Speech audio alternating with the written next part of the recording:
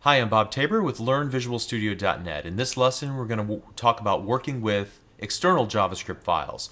Up until now, we've seen two different ways of adding JavaScript to our web pages. The first was inline, and just to remind you what I mean by that, it's where we did the onload equals alert hi from inline. So we added our JavaScript right inside of our body tag through the use of the onload attribute.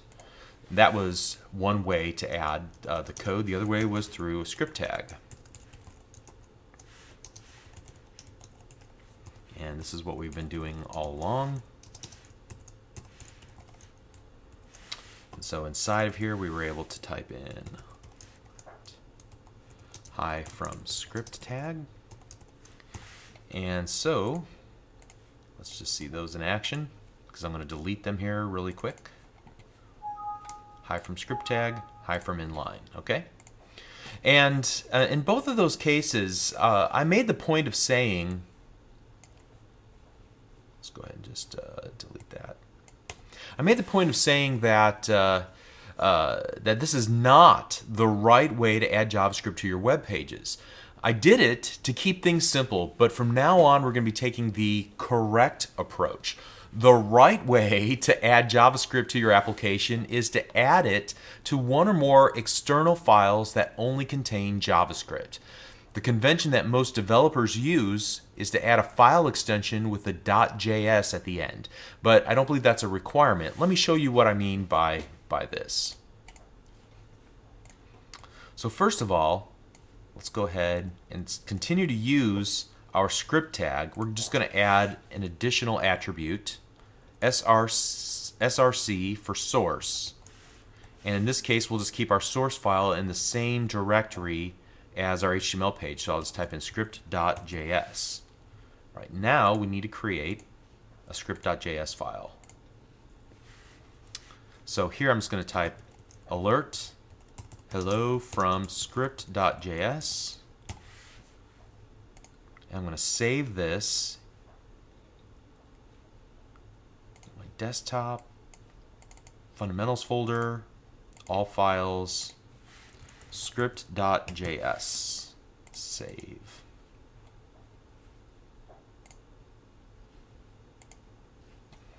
All right, so now let's see this in action. You can see our new script file. You can see that in my particular case, it's recognized as a JScript file. Let's not worry too much about that file type. Let's just go ahead and double click our web page that references it, and you can see that we get the message hello from script.js. Great. In fact, we can reference more than one script file, and you often will do that. I'm just going to copy this entire line of code and then just change the source to another .js. And then I'm going to save this as another .js. So now we have two files, and I just want to change what this one says, another.js. All right. So if we were to open up c9js11.html, we get hello from script.js, hello from another.js. All right. Okay, so the big question you should be asking yourself is, why this emphasis? Why are we switching gears here? Why are we emphasizing to only write code in external JavaScript files? Well, using external JavaScript files has a couple of big advantages. First of all, it keeps a clean separation of concerns. Ideally, the content will be kept in the HTML files. Ideally, the presentation of that content will be kept in the CSS or cascading style sheet files. And the behavior will be kept in JavaScript or .js files. So why is this important? Well, generally, a clean separation of concerns is a software development principle established decades ago that helped to make code more manageable and maintainable. Also, from an end user perspective, there are many different clients of web pages, from 10-year-old phones with rudimentary web browsers to old web browsers to screen readers for people with vision disabilities. So keeping your HTML free of any presentation or behavior allows for a wider audience to consume your content. And then secondly, it keeps your code reusable so that it can be ported into multiple projects. For example, we're going to look at the jQuery library soon.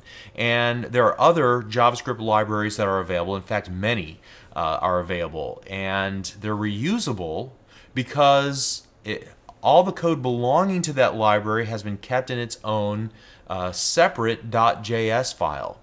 So you can create your own libraries for personal use or for the company that you work for, or share them on the web in the same way. Furthermore, we're going to see a little bit later on how using an external JavaScript file is just one step towards our effort at making our JavaScript code unobtrusive. And so we'll learn about how to keep from polluting the global scope, or rather the global namespace, in an upcoming lesson, and that will round out our knowledge on the topic. But from this point on, we're only going to be using external JavaScript files because I want you and I both to be in the habit of following this best practice. So from now on, you and I are not allowed to write any JavaScript code in our HTML pages, okay? Got it? All right, so that's all I wanted to say in this lesson. We'll build on this idea as we move forward. See you in the next lesson. Thank you.